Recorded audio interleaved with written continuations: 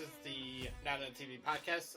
This is episode 14, the week of August 19th, 2023. My name is Drew Koenig. With me again is my not quite co-host, Mads Musasi. Mads, how we doing? I'm doing good. It's great to be back again. I feel like I should just be like, I'm just living here now. We're just living I here live now. here now. Well, I believe our mark was 7 episodes. I believe so. I believe this is our 5th episode. Oh, we're getting close then. We're getting close. Close, but no cigar. Close.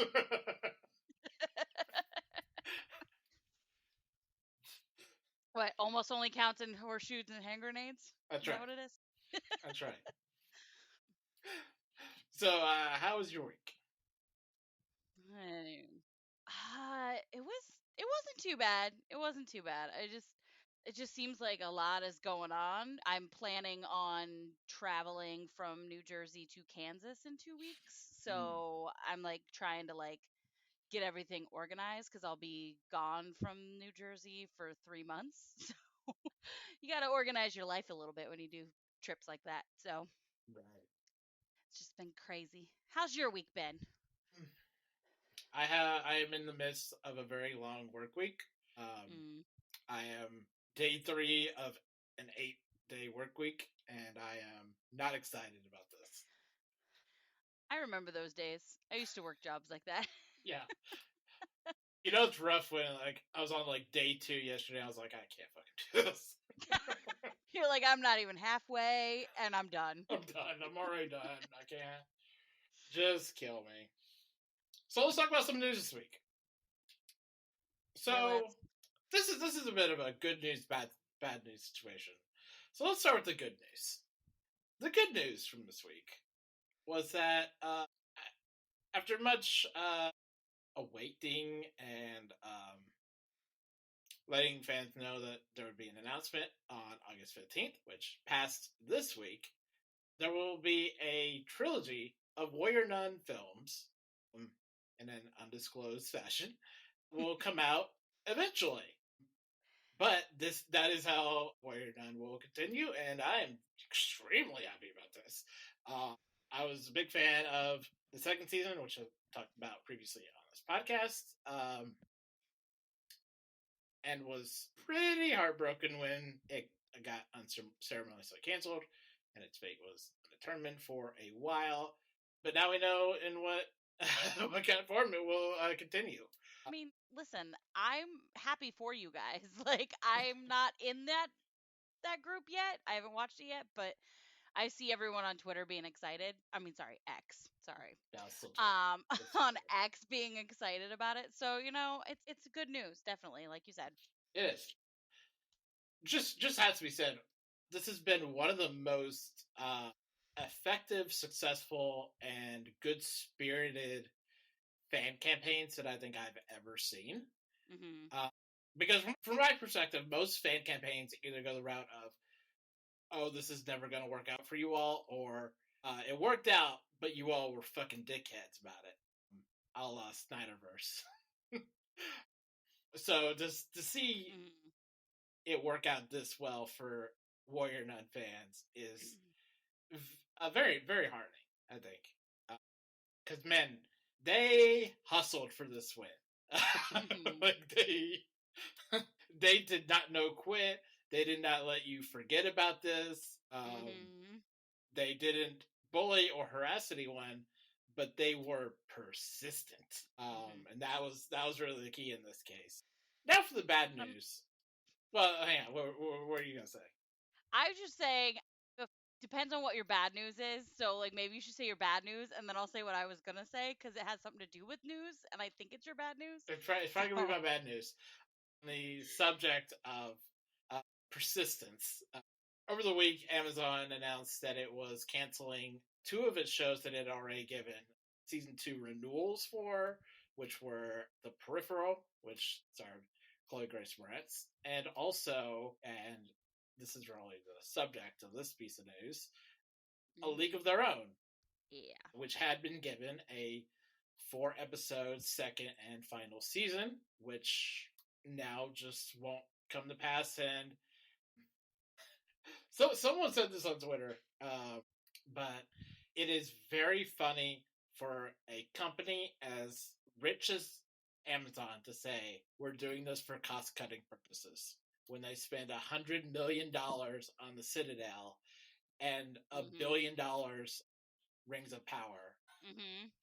And it's interesting, what I was gonna actually say does relate to this. So like speaking of like the enthusiasm of fans and like the ability of fans to like make things happen, like I'm hoping that because the A League of Our Own fans have been very vocal this whole time for Yes. many months, for the past year, they've been very big, and that's how we ended up getting that renewal. The fans made it happen, and I am hoping that the fans can make it happen to where this gets shopped somewhere else.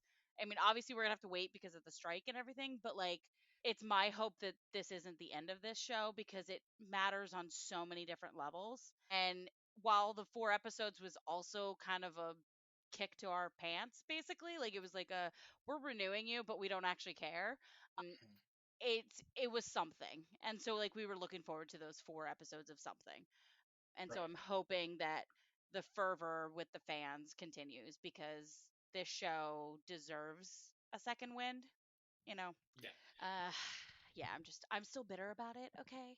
I'm also to be fair, I've been bitter about the renewal reversal of the society for many years. So this Right. is not going away. Right.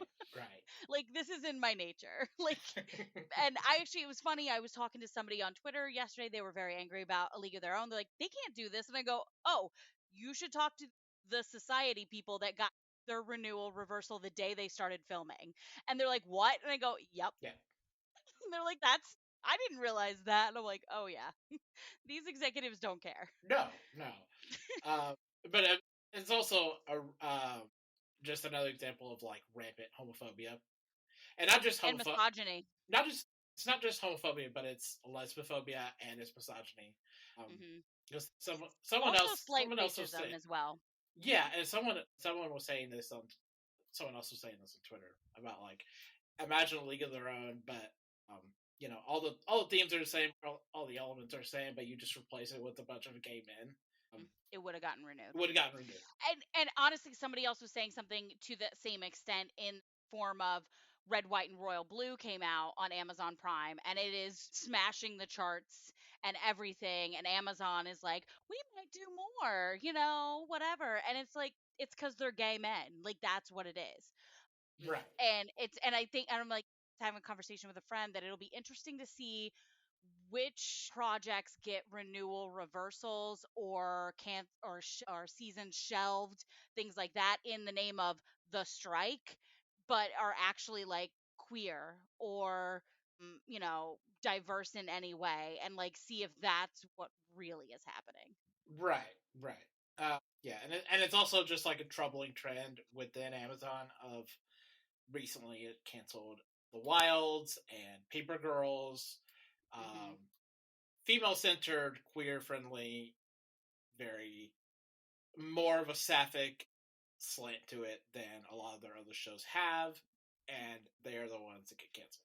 Yeah, and they were saying, they're like, well, it's because this strike will push back and the fans aren't going to want to wait around so many years for the, new episodes to happen. And someone pointed out, they're like, well, Good Omens fans waited 4 years. And I'm like, again, gay men. Gay men, yeah. Gay men. Like this, you're proving my thought process and a lot of our thought processes of it's misogyny slash anti-lesbianism. Like it's just Yeah. we're okay with queer as long as it's palatable gay men, like, or Right. as long as it's subtle queer, like, because Good Omens is queer, but it's not like in your face queer. It's Right. very subtle. Yeah, and I don't. You know what? To a certain extent, I almost feel bad for Amazon because they are not yet aware of the shitstorm that they have created. Hmm. Because when they canceled The Wilds and Paper Girls, The Wilds was already on a rocky second season. Paper Girls had just started out. Amazon does not yet realize the wrath and fervor of lesbian fans, Hmm. and that is not something Yeah. that they want to discover. No. And I'm already seeing it on Twitter. Like, listen, lesbians are a very passionate group. Like they are a very passionate group. I'll just say that. Like I am not a lesbian, so I can't be like, oh, I'm a passionate. No, no, no. They're a Yeah. passionate group. Lesbians and Um, sapphics in general. yeah. They will. They have no problem burning your house to the ground. Oh, most definitely. And you know that the actors for the show and the creators are going to be like, absolutely not. We're not doing this. Yeah. They're going to be like, as soon as they can, they're going to be shopping that shit around. Oh yeah. Yeah. So that was our shitty news of the week. Shitty news. Yeah. Apart from that, the strike continues onward. There haven't been any real updates on it. Mm-mm. We're still not going to a table. We're still not. Any signs of negotiations are still not forthcoming at this time. Um, Yeah. yeah. And it has now, the writer's strike has now lasted longer than the previous writer's strike, Yes. which we knew was going to happen. Yes. But yeah, it's interesting. It's very interesting Yeah. because all of like, it's not just the actors and the writers at this point. There are a lot of different industries that are striking, and it's like, yes, let's take down the American infrastructure because we need to reestablish everything. Yeah. Yeah. Yeah. Yeah. And um, that's a good point. At this point, it's not just actors and writers. It is also reality personnel. It is Teamsters. It is South Korean industry people. It is Hotel workers, are they still striking? I think they are. yeah. Everybody, Everybody you get a is strike, you get a strike, everyone gets a strike. mm-hmm. uh, We're just passing out Oprahs. yeah. Like I've heard word of like a animation strike potentially Mm-hmm. happening. Um, Yeah. like yeah, Yeah, it's a lot. and even industries that aren't on strike, they're standing in solidarity with those that are. Like I've seen, in New York, like nurses striking with actors and writers, and I'm like they have nothing to do with each other's industries, and they're like, no, we're gonna stand with you because you deserve this, which is really good to see. We like change in America. It's been long coming, I think, that people stand up and be like, no, these millionaires don't need that much money Yeah. or that much power. And at this point, like these executives know what the end point is going to be. It's just that making they're essentially just being stubborn and making a statement by not like just They kind of, think they're they're just making a good statement. They're not. yeah they're just doubling down like so someone joked that like the executives think at this point they basically just have to double down because they've gone this far. Yeah. It's like that phenomena of like you've already started the mistake. You're just like, I'm just gonna keep going, or Yeah, in the middle of a lie, I'm just gonna keep lying to keep people from realizing I'm lying. yeah, we've already gone too far in this. We can't turn back now. Right. Except for them, it's they're going to lose billions of dollars. They are. And there won't be Listen. anything in 2024.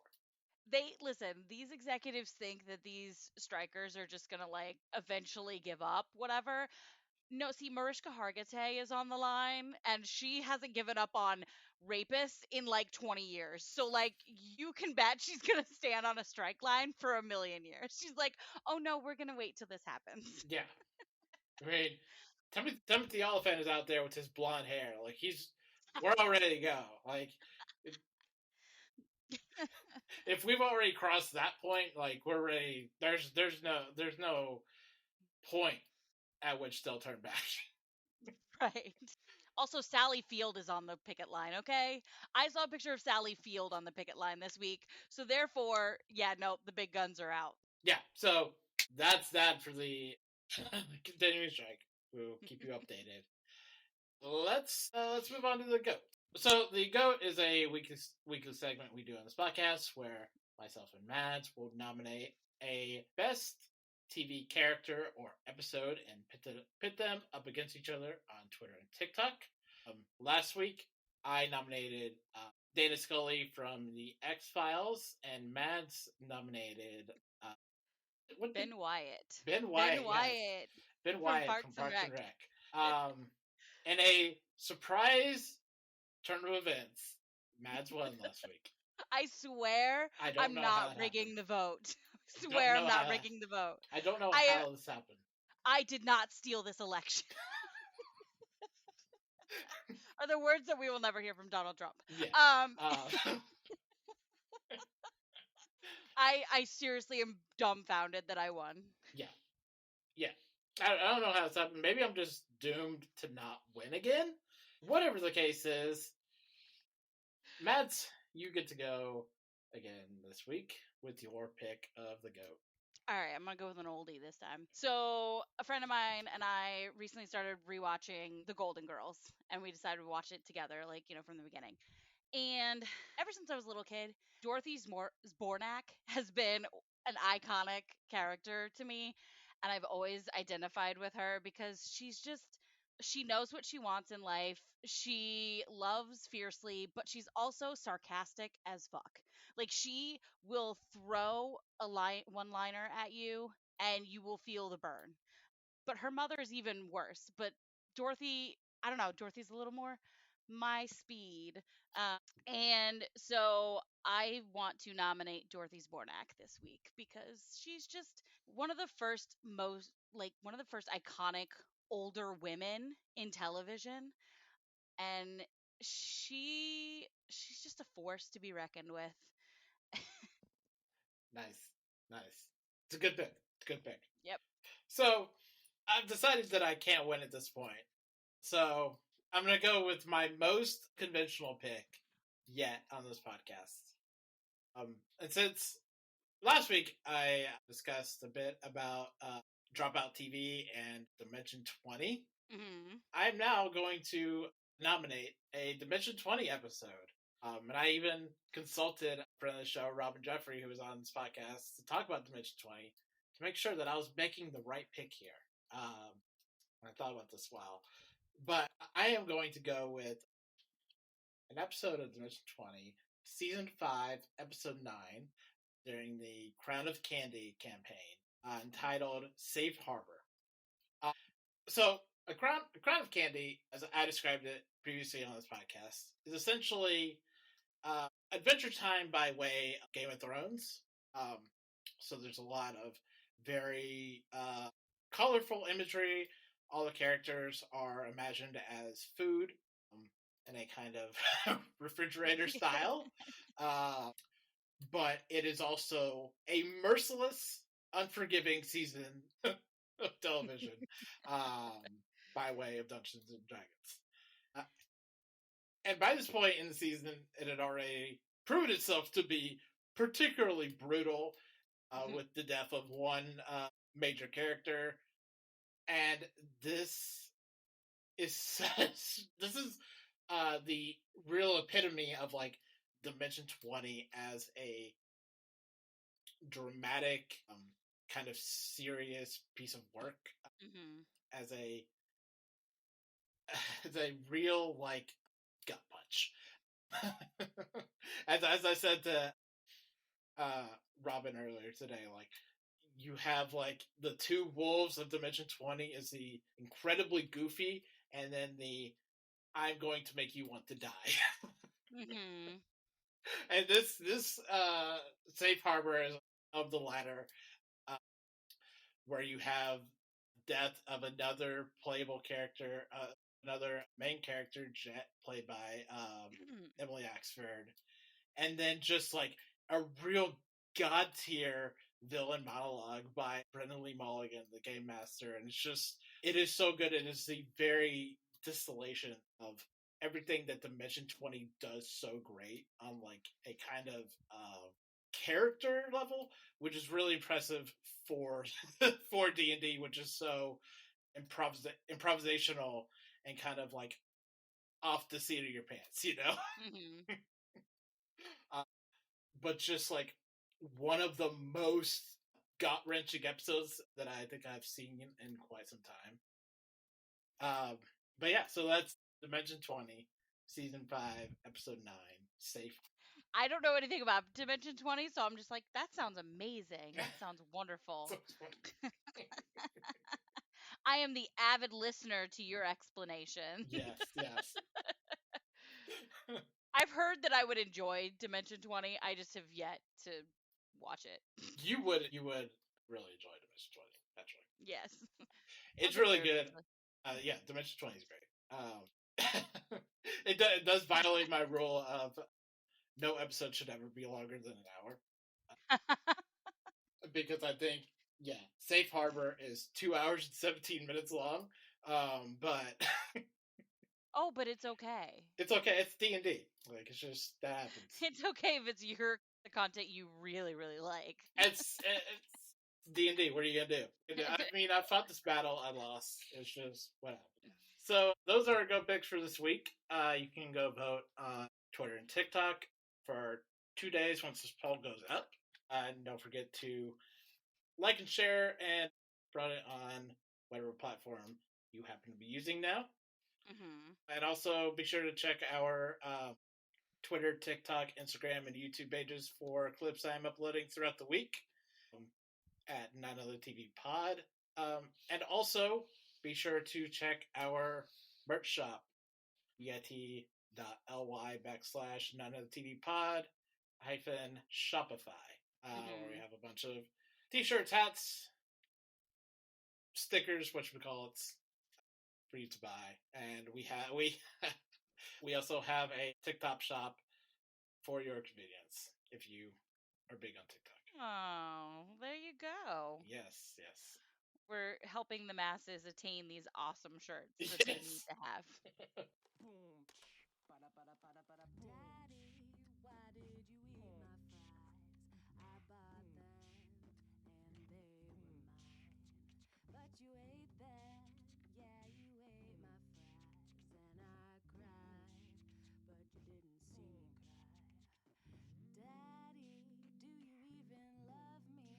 Well, I wish you'd show it, 'cause I wouldn't know it. So our first show for this week, we're going to be continuing our Adventure Time rewatch. This week, we watch Season 1, Episode 24, What Have You Done? Season 2, Episode 1, It Came From the Nightosphere, and Season 2, Episode 2, entitled The Eyes. So we wrapped up the first season here pretty quickly. So let's start with the last episode of Season 1 that we have, which is What Have You Done? Yes. And this introduced the Ice King for you. Yes. Who has appeared in previous episodes of this season, but this feels like a really good starting point for the Ice King. Mm-hmm. As voiced by Tom Kenny, who did SpongeBob. Okay. So what did you think? Not as annoying as SpongeBob. Yeah. I like the Ice King. Like, I don't know if we're supposed to not like him, but I really like him. I like him a lot. Like, he's fun. Yeah. The thing about the Ice King is that he just wants to be happy. Yeah, he is both in equal parts stupid and insane. In the best ways. In the best way, yes. But like, it literally, like, every time you see him in these episodes that we watched, he's just literally like, he keeps saying, I just want to be happy. What is happiness? And it's like, oh, bro. It looks different for everybody. Yeah. Yeah. For the Ice King, happiness looks like kidnapping princesses and forcing them to marry him. I mean, listen. Isn't that what you find happiness? Like, come on. Yeah. No, I do like that Finn is very much like, this is one of the first times I've seen him like really question something the princess has asked him to do. Mm-hmm. And he's just like, why are we doing this? I don't understand the purpose of this mission. Like, yeah. He's like, I don't know. Well, it starts out with Jake going like, wait, why did we do that? And Finn in like a kind of like blind obedience of like, well, it's probably for a good reason. Right. And then he eventually, like, Jake kind of gets, that's the thing about Finn and Jake, is that like they encourage each other's good sides and bad sides. Yes, yeah. And I like that dynamic between them. Like, it works out well every once in a while. Like with this episode, like Finn needed to learn that like you don't always have to have blind obedience. Like sometimes you can ask questions. sometimes you can be like, wait, why are we doing this? Yeah, yeah. Yeah, I like it as the further kind of like demoralizing of Finn's morals. Of like, yeah. Yeah, things are kind of more grayed than the black and white that I tend to believe that they are.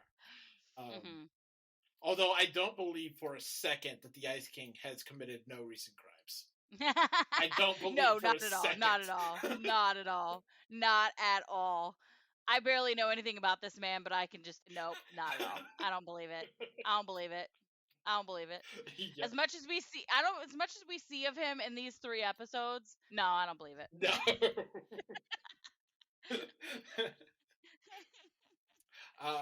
Yeah, and I also like the kind of, we're introducing like a more ruthless version of Princess Bubblegum. She's not all happiness, sunshine, rainbows, and unicorns. Yes. Thing that kind of like got overlooked in like the first batch of episodes we watched was that Bubblegum is the leader of these people. Like, she's the leader of the candy people, and sometimes feels compelled to do things that are somewhat questionable on a moral basis. Which has been a lot of discourse around Princess Bubblegum for years, of which we'll see more of as like the show develops, of how much of a how much of a authoritarian is Princess Bubblegum, and like how versus like how much of a colorful and bubbly person she is. So I think this is like a really good like introduction to that. Yes, definitely. So let's talk about the season 2 opener. It came from the Nightosphere, where we both get to see Marceline as being more of a friend to Finn. Where like they're just hanging out, they're buds, and also you get She's to meet. recording a song. She's recording a song. A drama-filled song about her dad eating her French fries.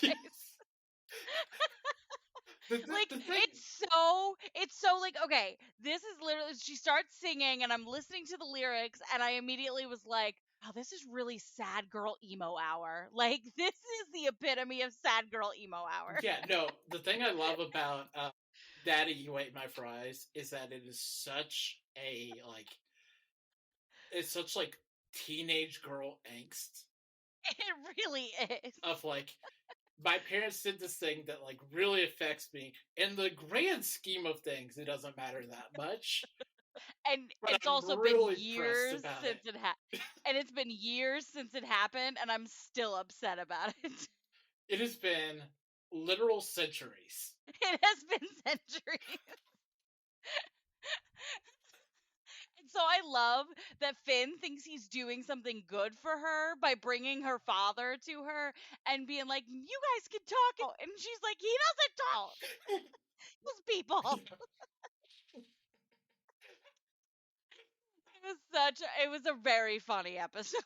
Yeah. And there we're like filling in like the other part of like Marceline's backstory of like, yes, she's a vampire. She's also half demon. She's also half demon. Yeah. Half demon who has soul sucking powers. This is like where her soul sucking powers come from.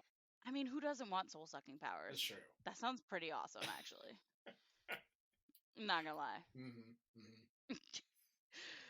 I think Marceline's my new best friend. Yes. I want this girl in my corner always. Yeah. And I love that the weapon, her guitar is her weapon, but then her dad like takes it. He's like, "You don't deserve this. You are not worthy of this." And it's like, "Sir, what are you gonna do with it?" She took no. So good. She took her family axe and turned it into a guitar. I know. I love it. It's fantastic. It's just great. And I loved Hunt and Abner, Marceline's dad, going to the Ice Kingdom and talking to one of the Ice King's penguins, Gunther. Yes. And Gunther is like the Ice King's main penguin. Yes. Like, he is like the penguin. That's being like, you are the darkest soul I have ever seen. I like Gunther. Oh, I also have a softness for penguins in general. So, like, you bring a penguin into the story, I'm like, automatically, I love you. yeah.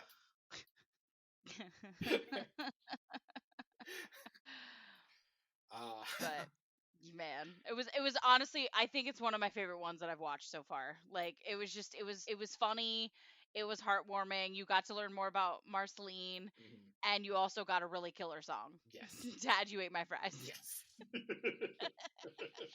I think it should be the anthem of all sad emo girls.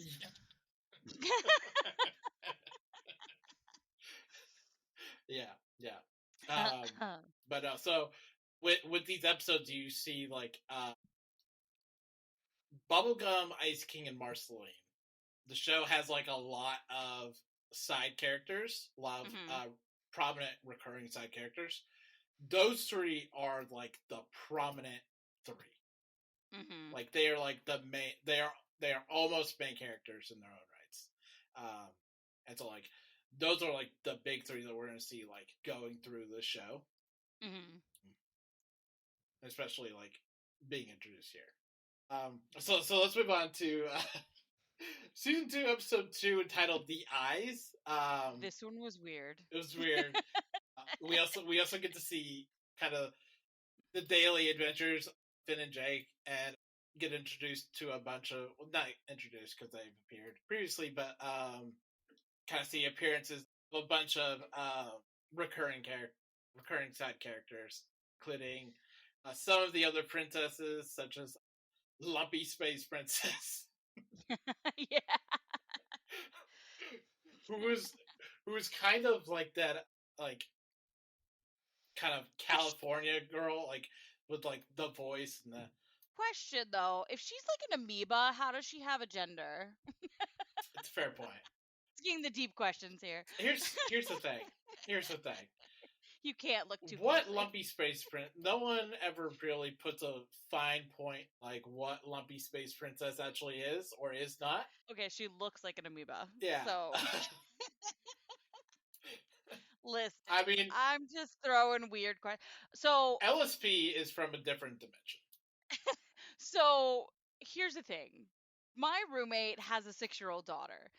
And I went into living with her in the sense of I'd had children around me all the time. I took care of kids for the longest time. Like, I watch children programming and I don't like question anything because I'm like, it's for kids.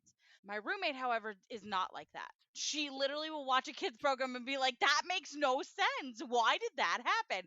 And so in the 6 years that I've been listening to her do that, I've now started to question things on children's programming where I'm like, that doesn't make sense. Wait, why is that? That timing is off. I mean, that's also fair because Adventure Time wants you to have questions. This honestly, this episode, I was like, I wasn't quite sure where this episode was going. Mm-hmm. Like, I really had no idea where this episode was going to end up because, like, this whole time I'm like, is it just Finn being overly tired and like overly paranoid about a stupid horse? Like, is that what's going on? And like, I thought maybe that was what it was going to be. Like, it was just going to turn out to be nothing, I don't know, whatever. And then ends up being the fucking Ice King in an inflatable. Oh man. And again, he says, I just want to be happy. And I saw you guys, and you guys are always happy. But now you're not happy because you're arguing.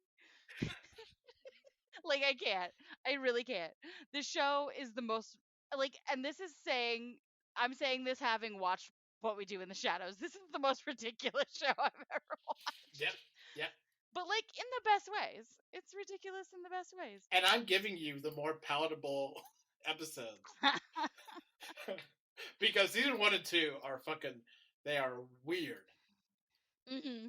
Like, on the basis of just like plot and also animation styles, like, it's fucking weird.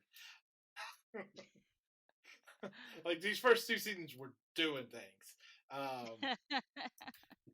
But no, this is a really great Jake episode because there's multiple instances of Jake, as played by John DiMaggio, just having incredible lines or like line delivery Mm-hmm. of like the moment where he's like, "Dude, let's kill the horse.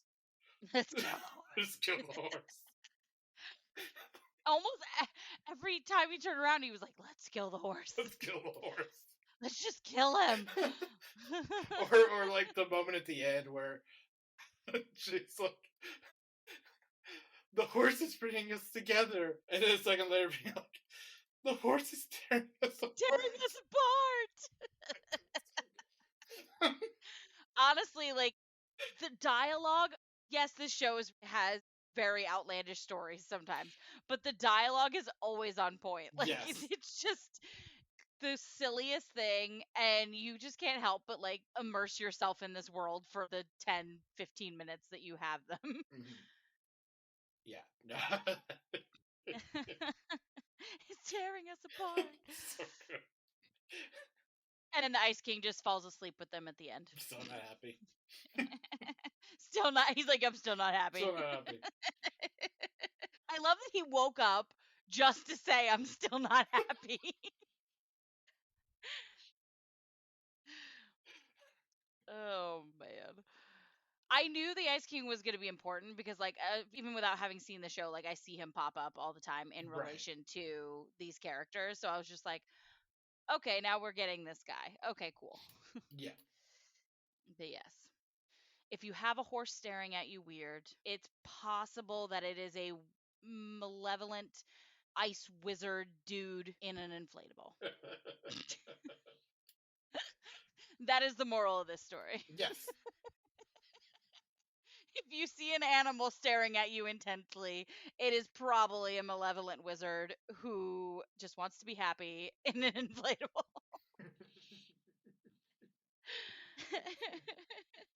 Yep. Anywho.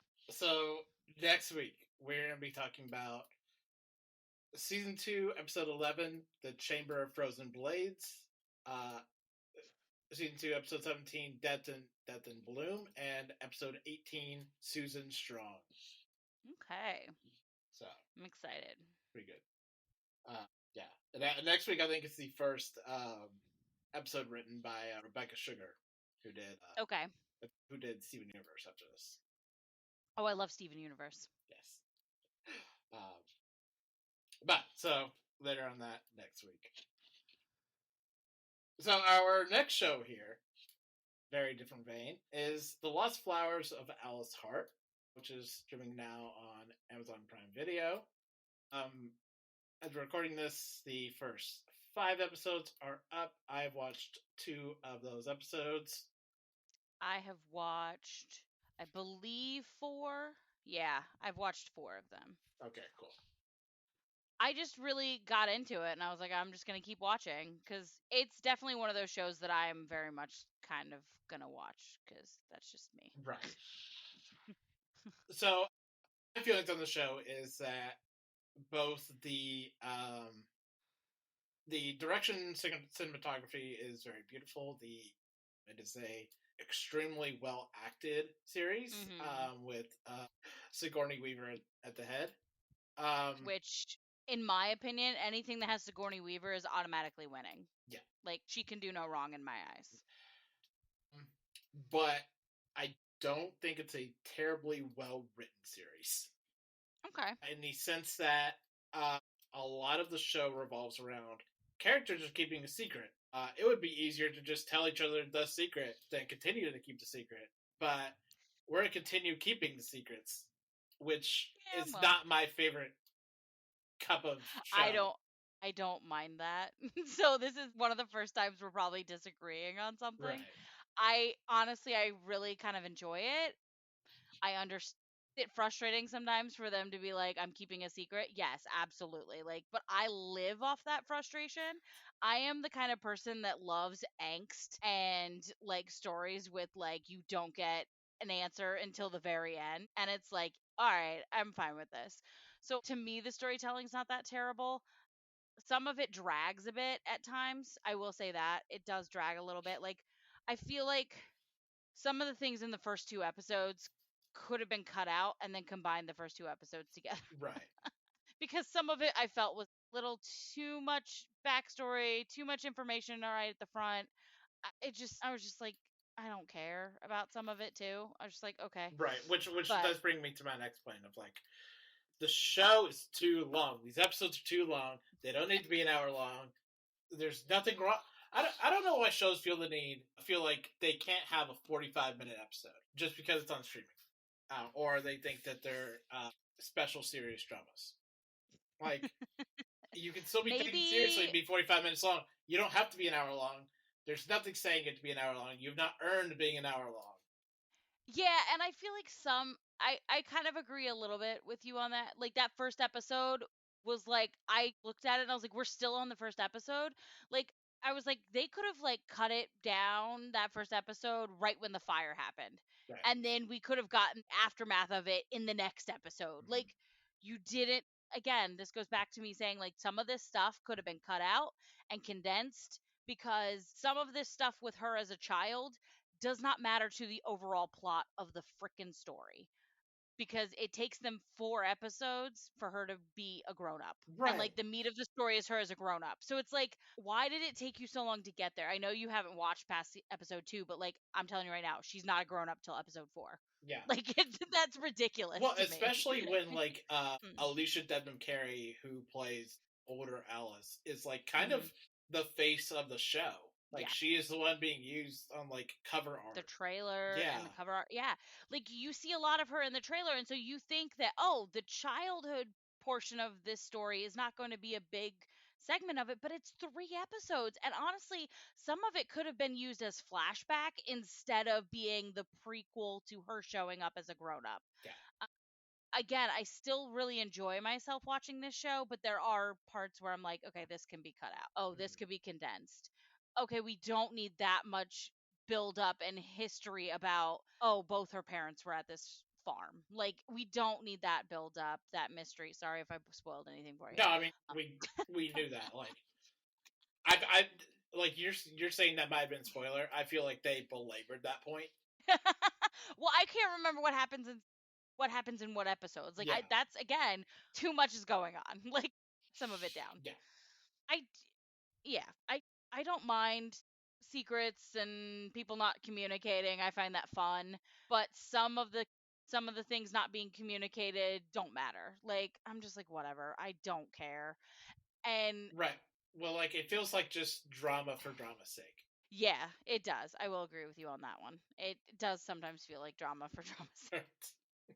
Well, especially since, like, as I understand it, like, kind of the scope of the show is that, like, older Alice being mad about, like, secrets being kept against her, and it's like, Mhm. you can just, like, jump to that, Yep. you know? Like I said, again, episode 4 is when we get 24-year-old Alice. Yeah. The first 3 episodes are 9-year-old Alice, and I get to a certain point, there is a character that's introduced when she first moves to the farm that ends up being part of the secret that she discovers from her grandmother, and that makes her run away from this farm that she's lived at most of her life. But on the other hand, you could still have set that up better without all the extra bullcrap in between that is unnecessary. Like they had a mother and son show up at the farm and for like a full episode they are like central to the story and then they leave and are never spoken about again and I'm like was that necessary? Right. Was that necessary at all? Absolutely not. Like it just some again, it's good, but it could have been better. Right. Whatever, it's Sigourney Weaver. Yeah. Yeah. Yeah, And like, Sigourney Weaver is a bitchy lesbian, so like yeah. it's even better. She's a badass bitchy lesbian, so like it's like this is like Sigourney on steroids. Just give us slightly better writing. Yes. Yeah. Yeah. Well, and from like my standpoint, there's like a weird amount of like not knowing who exactly to root for in the show because like you have Sigourney Weaver's character, and then you have Sally, who's also trying to get custody of Alice, who is shown multiple times to be on the side of the police and like being willing to use like other police officers as like a kind of weapon bargaining chip, you know.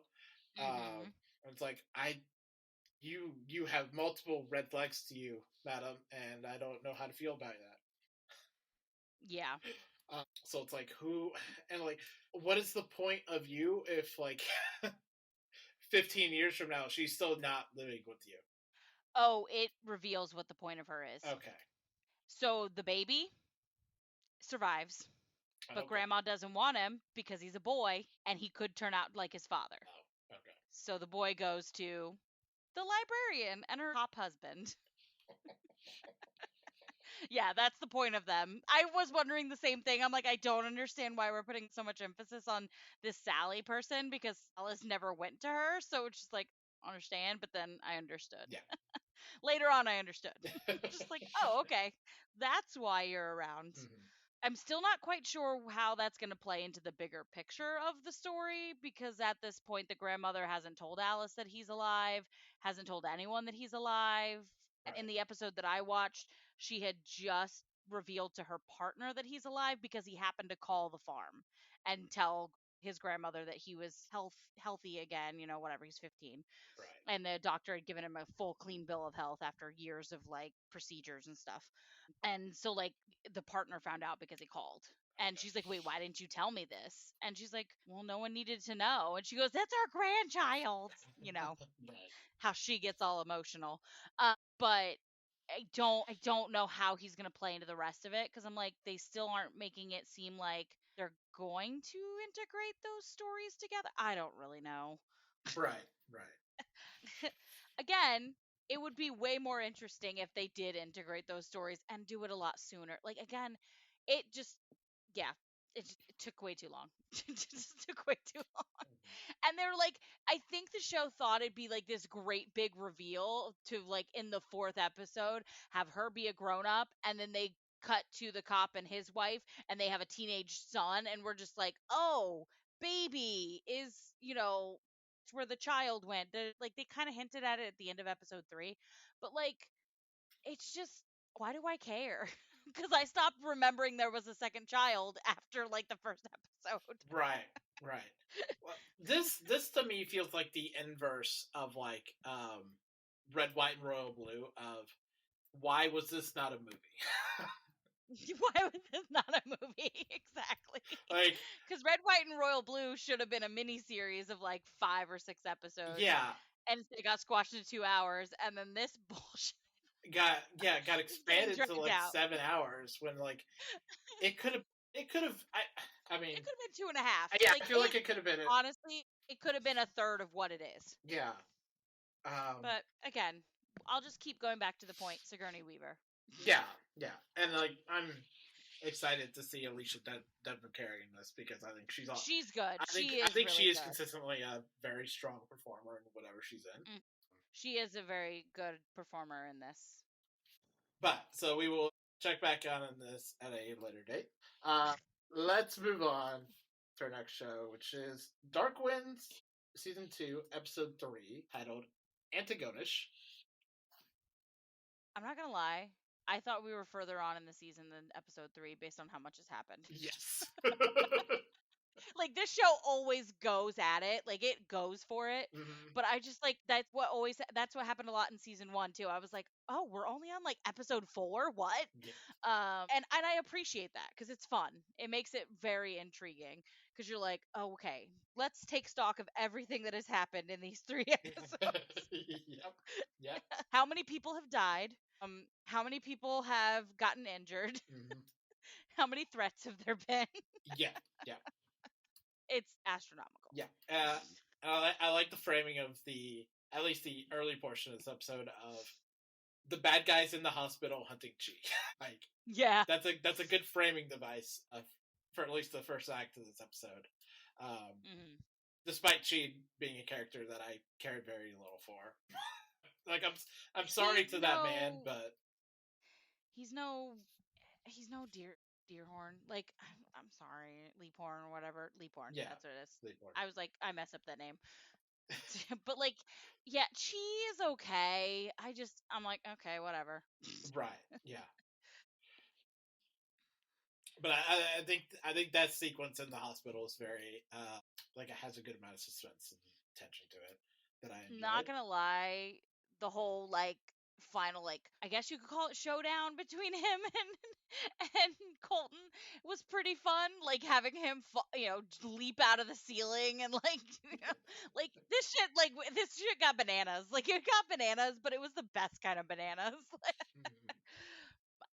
It was very it's always interesting when shows decide to do this because in real life there is no way someone that injured is going to be able to do any of the shit that this character did. We got to suspend reality for a minute here. Right, right. This man who has been shot in his gut and is still recovering It's a recovery. jumps out of the ceiling and fights this guy.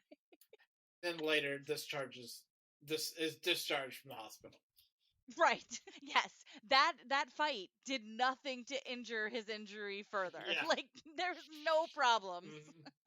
No internal bleeding going on. Mhm. Yeah, yeah. I get why they do it, obviously for plot. They're like, oh, we can't keep him in the hospital for too long. Like that's ridiculous. Right. But Yes. Yeah. unless you're in a soap opera when someone is in a coma for a month because they're like, the actor's not really available, so we're just gonna leave them in a hospital bed.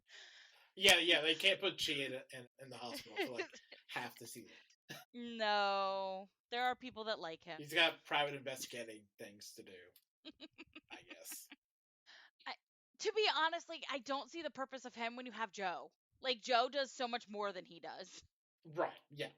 Also, like when you and have Bernadette. yeah, when you have Bernadette, and it's like I would much rather spend time with Bernadette than Chi. Yeah, Like she's complicated and interesting, and like she figures stuff out, and you're just like, oh wow, like you're very intrigued by the things that she figures out. Whereas Chi figures something out, and you're just like, okay. yeah, and like Jessica Matten is just compelling actor. Hmm. Like she has good presence. She commands the screen, whereas Kiowa, I think his name is, he's just kind of there. Like there's not a whole yeah, Kiowa. There's Yeah. just not a whole lot of emotionality with him. And so it's like, why am I caring? Can we move on to someone that gives me more? Like you have to pay attention with Bernadette because she's speaking, but she's also speaking with her body language. And so Yeah. you're like, okay, what is she really saying? Mhm. Because often it's two different things. Yeah. Yeah. Yeah. And I liked everything with Bern in this episode. Particularly of She her. killed it. Yeah, of her. I think her wanting to go to Border Patrol is a really interesting dynamic. Of like, Hmm. it should be antithetical to like an indigenous person, but also Hmm. But that's why it's not. yeah, Like oddly enough, like because it seems so antithetical that you're like, but actually that could work. Like maybe she could make a difference or, make some changes down there, but it's interesting to see how that changes the dynamic slightly with her and Joe. yes, Because he does care a lot about her and he does want her to succeed, but at the same time, he also doesn't want to let her go. hmm So I like those kinds of dynamics when that stuff comes up because it shows that these characters think of each other more than just in one type of setting.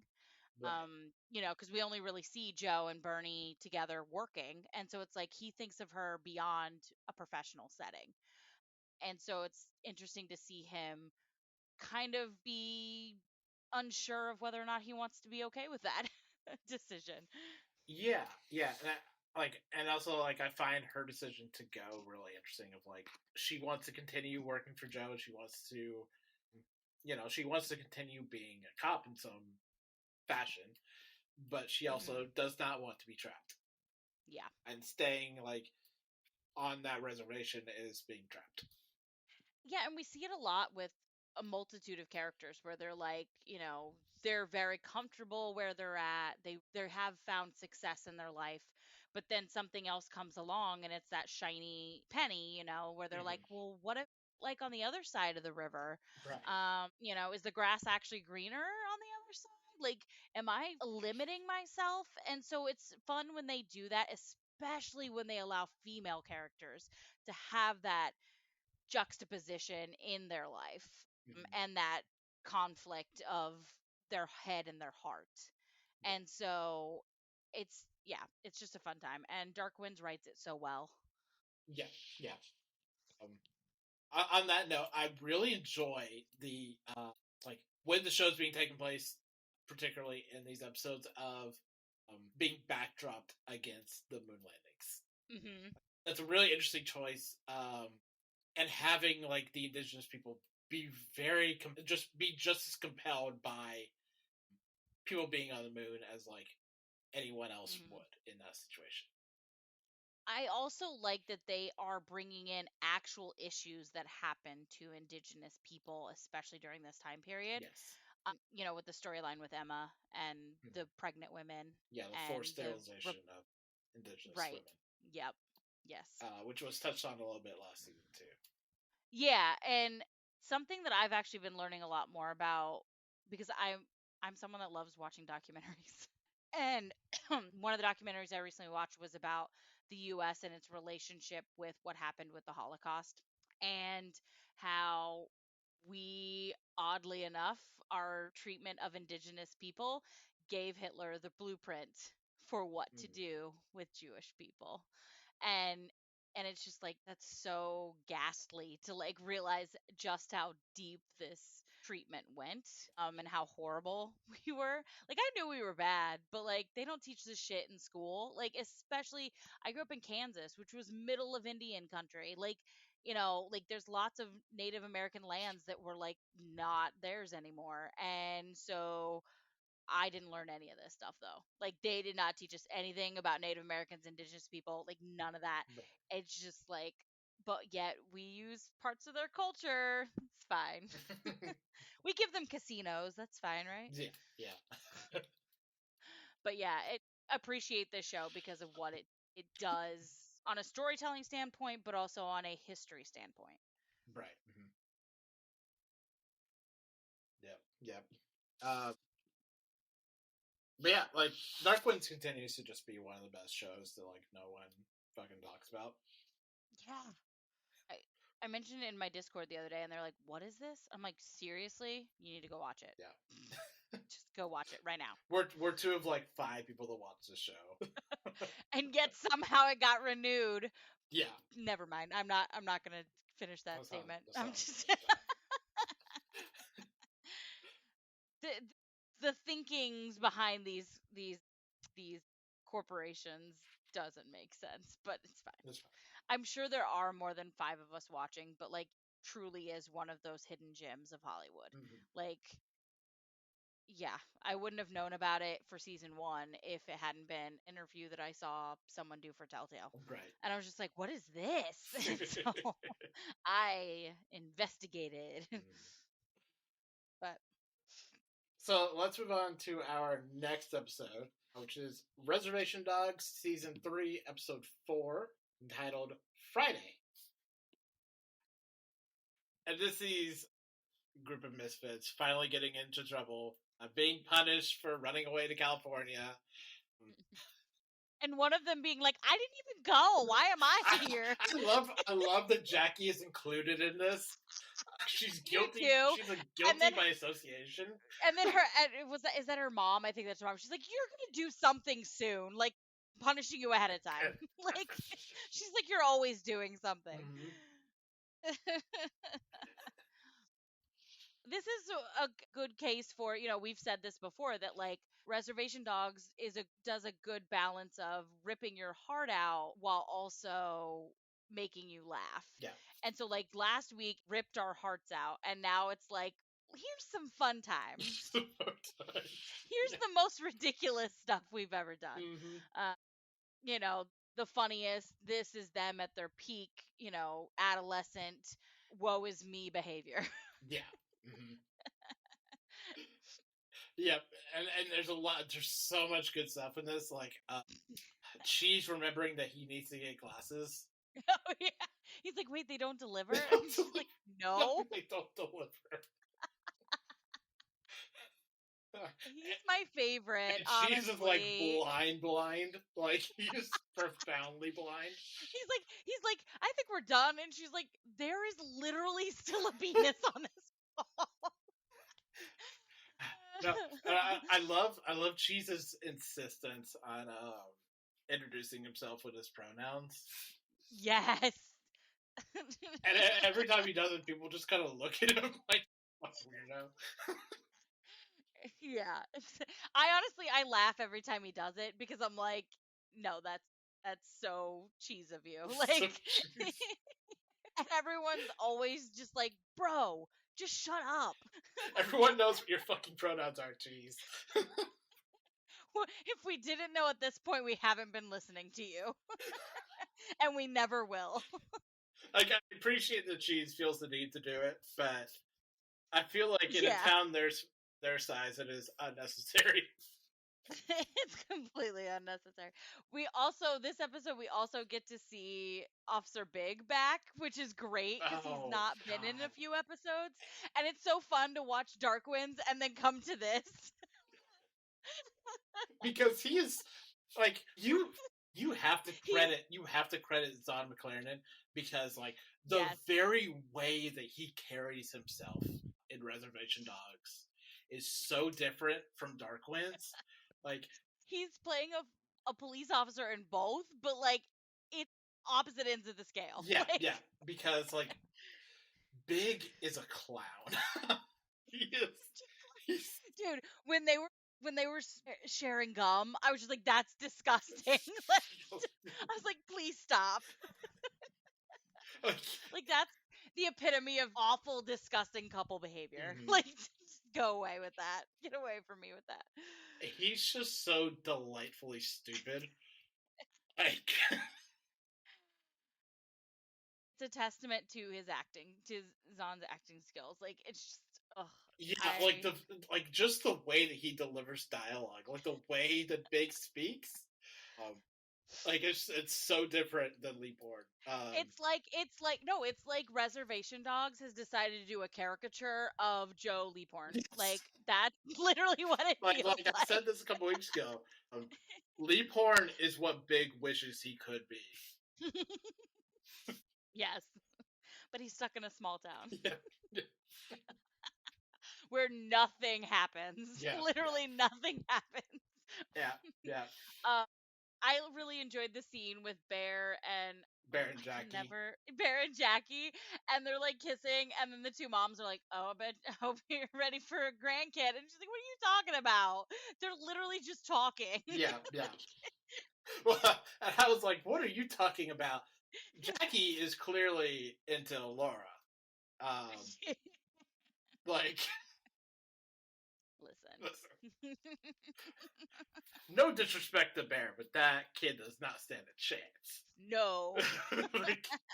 Like Bear might be into her, but she's not into him. She's not into him. She is into Laura. 100%. 100%. This might be my clown opinion, but like, because who knows if this will bear out? It probably won't. But their conversation is so funny. Of no one believing Bear that he saw the deer lady. I know. And Jackie especially being like, "Are you high?" Yeah. I just find it so funny. Like he goes back home thinking, "Man, I saw this I experienced this really cool thing, this thing that we only hear about in stories." And he's like, "People have got to believe me." And then he goes and talks, and people are just like, "Bro, you on drugs or something?" Like, and his mom punishes him because she thinks that like he literally is on drugs. I do wish we could have gotten a conversation between Bear and Big, because Big is the only other character on the show that we know has seen Deer Lady. Yes. I'm curious as to why they didn't have them have a scene. Like that would have been interesting. Yeah. Maybe because they just wanted it to be complete ridiculousness the whole time. Probably. Yeah, and I love Willie Jack trying to figure out basically just trying to figure out what to do with her life. And so she goes to the old man, and she's like, "Teach me your ways, old man. Teach me to be a doctor." And he's just like, "Okay." And then at the end of the day, he's like, she goes, "Oh, am I?" No, he does the thing where he like pretends to like just anoint her, and she's like, "Oh, so I'm a doctor." He goes, "No, that's not how it works." That's not how that works. No, I love Willie Jack. Like, Willie Jack is probably my favorite. Because she is in a continued state of dissociation, no matter what, or what situation she's in. She's just like 3 steps removed from it. Yes. I think it's very indicative of us that yours is Willie Jack and mine's Cheese. Yes. Cheese is just so lovable and funny. Like, he just tries. He tries so hard. He tries so hard. Did you come in just for candy, Cheese? And he's like, no, I came to actually get my glasses, as he steals candy. She's still candy. That is me. Only I would have gotten caught taking the candy because I am not subtle at all. Yeah. Yeah. We also see some progress on Alora figuring out who her dad is. Being like, what the fuck kind of name is Rick? Right, yeah. No, we didn't touch on this, but I did think it was an interesting wrinkle for like Alora's dad to just be white. Just because. I think it would be so funny.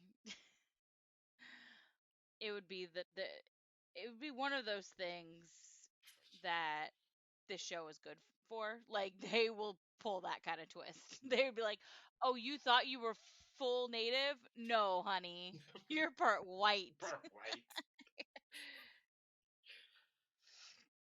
Yeah, this show just continues to deliver every week. Yeah, it does. And honestly, I'm sad that it's ending. It's such a fun show. Yep. But yeah, so moving on. Speaking of fun shows. Oh God, this next episode. up we have What We Do in the Shadows. Season 5, episode 7, entitled Hybrid Creatures. I like the order that you put these episodes in for us to discuss this week, because it goes from very serious down to the most ridiculous crap that could ever be on television. Yes. So, say what you will about What We Do in the Shadows, but it is trying things. Listen, it decided we don't care about the laws of nature. It don't matter no more. Don't matter. We got hybrids calling Guillermo daddy. In very creepy voices, by the way. Yes. It's not even just daddy, like in cute little kid voices. No, it's creepy. Daddy. And the CGI is creepy too. I'm not gonna lie. Yes. The CGI Harvey face is just Yep. I was like, oh, what? I was not expecting that. Yeah, continuation of, I guess Laszlo is a mad scientist slash genius. Listen, he changes careers every day. Are we really that surprised? It's true.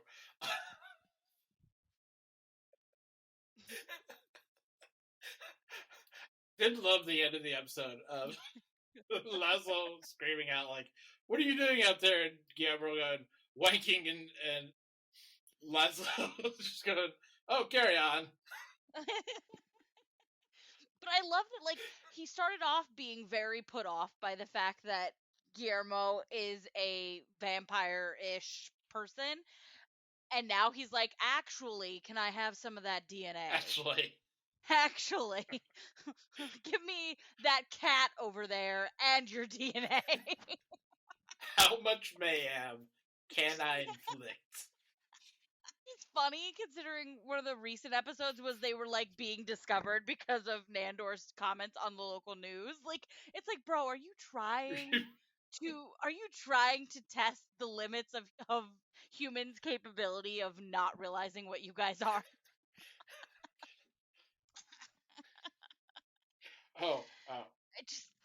There is. Yeah. Sorry. Go ahead. Go ahead. No, go ahead. No. I was just gonna say, I just love that it seems like this season doesn't have a major through line. Like, yes, there's the Guillermo stuff, but like for the most part, they're just like, let's see how unhinged we can be. Like, what fun can we perform this week? Yeah. What We Do in the Shadows is some of the weirdest TV I've seen in a while. And also, I have to say this: last week's joke between Laszlo and Nadia about the hairy frog is one of the grossest things I've ever heard in my life. I made a note of it at the moment. I was like, "That's ew, jail, Yeah. Yeah. jail." Indeed. But yeah, like this show is just so weird. Then like you have the B plot of Nadia still trying to break this curse. And it's like, Nadia, if you would just like be a decent person, you could actually break this curse. But you start to be a decent person and then you have ADHD problems and you forget you're being a decent person. And so it fails. yeah, yeah. Literally every time. She's literally the embodiment of ADHD problems. Mhm. Like, Yeah, and then Nandor and Colin trying to teach the class. Just listen, Colin's perfect for it. That's how he gets his energy. it's true. But I will say I'm very disappointed that they keep bringing Kristen Shaw in to be in the scenes and that she doesn't have anything to say. And I'm like, give her stuff to say. She's so funny. Yeah. Like, you're misusing this talent that you have right in front of your faces. I think they are struggling on how to use Kristen Shaw. Yeah. Because it's almost like it's almost like they had the idea of like, oh, Kristen Shaw's really funny. We should bring her on more fully to be like a series regular. And then they didn't know what to do with that because the house is too crowded. Yeah. It is, but let Naja speak a little less and her a little more. Yeah. Yeah. I'm not a huge. I like Naja. She's not my favorite, so it's like, whatever. But no, this was a very funny episode, and I love when I can watch this show and just forget about the reality of the universe for a little while. Right. It's always a fun time. Mm-hmm. Also, Nandor the professor. Like, the stupidest man on the planet trying to teach a history lesson. Oh man. Did love Naja's realization like halfway through the episode of like, I may not be a good teacher. Yeah. Again, ADHD focus. Like, she's like, I have this idea. She starts off strong, and then she's like, oh wait, I can't even do this idea. Never mind. Never mind. And slinks off. 100%. 100%. We do enjoy it. Yes. So let's move on to our next episode of the week, which is Harley Quinn, season 4, episode 6, entitled Metamorphosis, where we've killed Nightwing, I guess. I was like, wait a minute, did I miss something? I guess we killed Nightwing. But I loved that his coffin was just his butt cheeks in the top of the coffin. Like, it's like we're continuing the joke that he has a nice bubble butt. Like, oh yes, yeah, like, and like this has been a running joke within absolutely. DC for years, and like Harley is obsessed with the idea of Nightwing having a good butt. But it's like, wow, we really killed Nightwing. And the other funny part is that it's now Damien's been taken away by his mother in a kidnapped fashion, mind you, because again she continues to prove that she is not a good mother. She is a good villain, but she's not a good mother. Yeah. Like, she's like, this is how I'll collect my child. I'll have some masked men come in and throw a bag over his head. Like, yes, that's totally normal. Like, totally normal. Talia can only see Damien as either baby or tiny ninja. Tiny assassin. There is no in between. No, there's not. And the little well, it's not even the side story. It's the like C plot of Batgirl's dad being like a good babysitter to the shark babies. And then that like coinciding with his daughter being super sad and upset about Nightwing and everything, and like he tries to rub alcohol on her gums. She goes, "I'm not teething." It was just chaos everywhere. Yeah. Chaos everywhere. But yeah, so this episode basically essentially just ends the Bat family. It does. Because Nightwing's dead, Damian's gone, Barbara is inconsolable. Like, and Harley is continuing to do her sleep killing thing, villainy thing. Yeah, it's well back on her way to villainy. Yes. Along with Joker, who is now fully a villain again. Like we Oh yeah, that scene with his family was hysterical. He's like, "We're gonna be villains again." We've essentially like undone a lot of the stuff in season 3 now, which I think is an interesting choice. It's fun when shows do stuff like that where they're like, "This is what could be, and now we're not gonna do it anymore." Right. But yes, and I think it'll be interesting to see, especially because I know that Ivy was extremely distracted by the Johns this episode, which we'll get to them in a minute. But I think it'll be interesting to see the change in her and Harley's dynamic now that Harley is back towards villainy and not with the Bat family anymore, and she's moved back in with Ivy. It's going to be interesting because it seems like their dynamic has been kind of rocky lately. So Right. Yeah. but maybe her becoming a villain again will fix that problem because part of their problem was that they were on opposite sides. So right, or even if Ivy will want Harley to like transition back to being a villain. Yeah. Well, whether or not she understands that like Harley wants to be a hero and also wants to be a villain. Right. I trust the show to find like good, mature, more middle grounds. Oh yeah, like that's the thing about this couple is that like they don't have normal couple problems. They have hero villain problems. Yeah. So we're going to have to deal with them in interesting ways, and I'm very interested to see that change in dynamic because I've not been let down by the show yet. So I don't think it'll go terribly. Yeah. Yeah. I trust them with our lesbians. Yep. And the Johns. Yes. I love that the way to defeat the Johns is to do something so publicly terrible that they cannot fix it. And so they just kind of like sort of self-destruct but sort of not. Like right. it's just Yes. hilarious. Yes. She's like, "Oh, you cute little Harley Quinns, you will or cute little Poison Ivies, you will never be me cuz there's only one me." You just destroyed children's dreams. Ivy, yep. Way to go. Yep. Way to destroy the dreams of children. Yep. Yep. That's real villainy. I don't know, maybe some of them kids deserve that kind of truth bomb though. Maybe. I'm sure a few of them were spoiled enough that like they deserve that truth bomb. Oh man.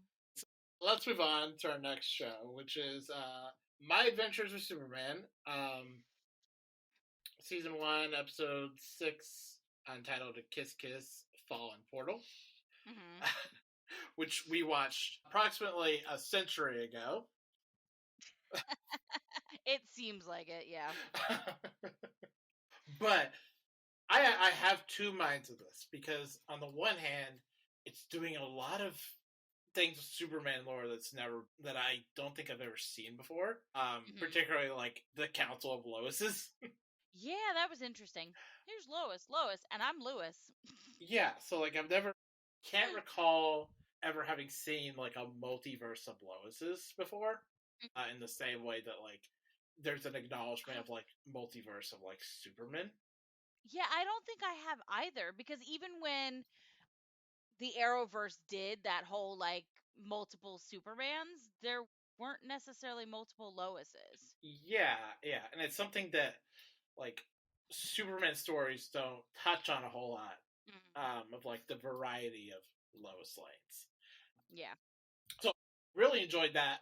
At the same time, villainous Superman is one of the most boring things on the face of the Mhm. planet to me. And this this I just episode, feel like this episode putting a point on like so many Superman eventually go bad is yeah. the most groan worthy thing I can imagine.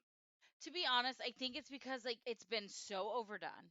And it's just never done in the way that is fascinating. Like you have a way to do it that could be good. Like you've tried to do it multiple ways over the years, and it's gotten to the point where I'm just like, can we just stop? Can we just not? Yeah, well, Um, like for me, it feels like a misunderstanding of Superman as a character. mhm. So like I don't need to see I don't need to see bad Superman. I just don't like I don't care about injustice Superman. You know. Uh, Mhm. so that being kind of the slant of this episode is like deeply boring to me. It was definitely not an episode that I kept many of the like plot points in my brain about it. Like I had to remind myself. And in the past, these episodes have been fun, and I'm like, oh yeah, I remember what happened. But like, yeah, definitely this one was one of the ones that I was just like, okay, Yeah, yeah, it was okay. The Loises were cool, but like, it was okay. yeah. But I did like Mick Spitalik as the antagonist for this episode. Hmm. The kind of cosmic trickster that I know mainly from Supergirl. Um, Uh, but yeah, like I thought he was a lot of fun in this episode, and the kind of exploration of his particular set of powers and some of the yeah. limitations and drawbacks and hampering that goes on there. Hmm. Yeah, so I thought that was a lot of fun. But overall, like it's very I don't know, it's a weird episode. It's very Yeah. removed from like the main parts of the show, but also Like I wish they would have decided to focus on Superman and Lois getting to do their date and like their planning of their date. Like that would have been way more interesting than doing all this extra stuff. right, And I get that they think they need to have a villain every episode, but you really don't. Like sometimes just let it be fun. right. But that's not how superhero shows work. Nope, nope. No. Um, but we're getting pretty close to the end here. I think we got 2 more weeks. I think because you got the 7th episode, and then I think 8 and 9 come out in the same week. Oh, okay. And then I think that's it for the season. Um, so we're coming to a close. My Adventures with Superman. So let's move on to our last show of the week, which is Nancy Drew season 4, episode 12, The Heartbreak of Truth. Mhm. So let's start. Let's say some good things first. Mhm. So Ace is fully back into the show, and he is Mhm. actively engaging with all parts of the show with the full Yep. cast. That being said, he is being given deeply stupid material Yeah. as well as Nancy. Yeah. Like they're trying so hard not to let them be together that it's become ridiculous. Yeah, yeah. Um, Like the thing that bothered me about this episode, so this whole season, the Sin Eater has been this thing where people have to confess their sins to this thing and it eat up that sin. So then how is it that Nancy was able to confess a sin that was not hers to save her to save Ace from the heartbreak of it? It didn't make any sense to me. Maybe I missed something. I don't know. right, right. Um, Did I miss something? I don't know. well, okay. If we're going strictly through the logic of the show, I don't think you necessarily have to be the subject of like the sin for you to confess a sin, because we also saw the judge confess the sin of like what happened to the it was the sexual assault of that girl. Yeah, but didn't Like he confess it because he had kept it he quiet? kept it quiet, but he also confessed the sin of like that. I So guess. I I don't don't know. think it's strictly like it has to be something that you personally did. Yeah. I this is not a defense of this plot. More the strict logistics of it. And if we're going to talk about the logistics of this, Before we dive into this, I want to just say one thing. I'm on Ace's side with the whole sin eating related thing where it like deleted his memory of this situation because like she's very like I'm saving you from this instead of letting him feel these emotions that she's felt on her own with her own griefs and stuff. And it's like you're not helping people, Nancy. right? You're not helping anybody with this. And I do not believe that Nancy would do something like this. Right. That's yeah. So like in the context of the way they've been writing this season, I'm on Ace's side in this situation cuz like shit thing to do, Nancy. Yeah, and I just don't feel like that's a decision that Nancy would make. Yeah. Like I don't feel like she would take that agency from Ace. Like no. Both in like terms of like accepting what happened and also like dealing with what happened. Mm-hmm. Like I just like that doesn't feel like Nancy to me. And it just continues to like emphasize what we've been saying for a few episodes now at least. That like this season is just all kinds of out of character. Like it just doesn't seem right. It seems like they're trying too hard to make things work because they want drama, but there's no need for certain kinds of drama. And it's like it's not the conjoined continuity writing that we're used to. Right. And like it's sad. It's very sad because we're running out of episodes. We have one left. We have one left. Like next week is the series finale. One episode left, and it's like Nancy and Ace are way better than they've been given this season. Like none of their behavior towards each other has made any sense. Right. Yeah. Yeah. So let's talk about some of the sin eating for a second here. Let's talk about sin eating. Look. Okay. So Nancy confessed the sin. So no one remembered it. Explains why Ace doesn't remember it. Why Ace's dad doesn't remember it. But like, if it was really gone from like everyone's minds, why is the one dock worker able to remember that the ship was on fire? Because they said it was outside of he doesn't live in the town. So they were like, the thing is the logic of this is that even if it happens outside of the town, if you have deleted that sin, because this happened outside of the town, technically, like, no one should remember it. So you're right. Like, that doesn't make any sense. That doesn't make any fucking sense. They're like, we've amended our rules to this sin eater problem to where if he does not live in the confines of town, it doesn't matter. So, like, let me get this straight. So, like, if someone worked in the city and commuted and lived outside of the city, then would they be able to remember, or would they still be subject to these stupid ass rules? That's the thing that doesn't make sense. That makes sense. So, like, because it's supposed to be that, like, the way they established it when they first started talking about the sins and how the sin eater works is that, like, anyone within Horseshoe Bay would not remember anything about this sin if someone confesses their sin to the sin eater. Okay, well, now they've got a problem because something happened with Ace and his dad and this boat captain in the water outside of Horseshoe Bay. And so they're like, oh crap, we have to make this like disappear, but like still be able to be recovered because someone has a clue. Oh wait, we have this new rule. If you don't live in Horseshoe Bay, you'll still remember it. This is so stupid. It's so dumb. So stupid. They don't even know what they're doing. It's fine. Yeah, and then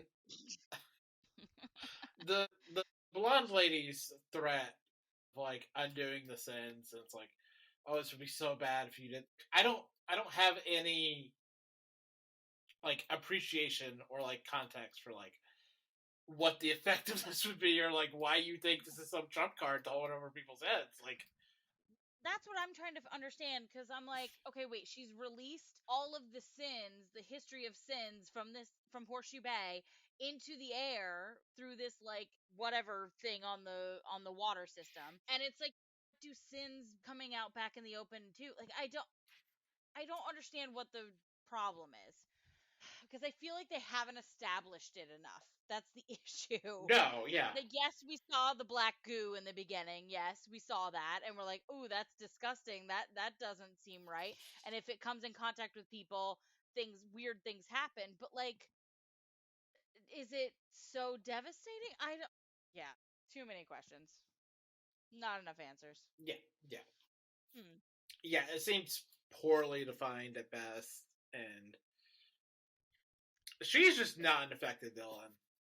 No. Again, I remember her from Army Wives, where she played this very docile, sweet character. So, like, I'm Yeah. not gonna think you're terrible on any sense because that I've known you from a different show. Like, that's just where my mind goes. Yeah. Because she's not around enough for it to establish anything seriously villainous about her. The other thing I feel like she seems like a villain from like Parks and Rec. Like, for Right. example, like when they bring an Eagletonian in and they were like, "Oh, this Eagletonian wants to do this to our town," and you're just like, "You're not really a villain. Like, you're trying to be a villain, but you're just obnoxious." Yeah, Like, yeah. that's what it is. It's small town villain. Horseshoe Bay villains are small town villains. They're not real villains. Right, yeah. There's just not a lot to her, and No. It just, again, with the whole Sin Eater thing, I feel like if the show really wanted her releasing that to have a big impactful effect, it needed to span over more than just the remaining episode that's left in this right. series. Because this is the series finale, and they've known it was the series finale. You would think that their final episode is going to be something that wraps everything up and puts all the characters on a path towards great things happening, and like concludes the craziness that was this series. Right. Instead, they're like in the final hour, they're like, "Guess what? We're going to have chaos." That doesn't work. And like, I didn't think anything super bad was going to happen because, you had George and Nick sitting down and talking, and then later on, George is with the other guy that clerked with her. And she finds out that she got accepted into that law school she wanted to go to, and he got accepted into a different one. And then they kiss, and it's like, oh, that's cute. Um, these characters seem to be moving towards something. Nick's going on that road trip he's been talking about all season.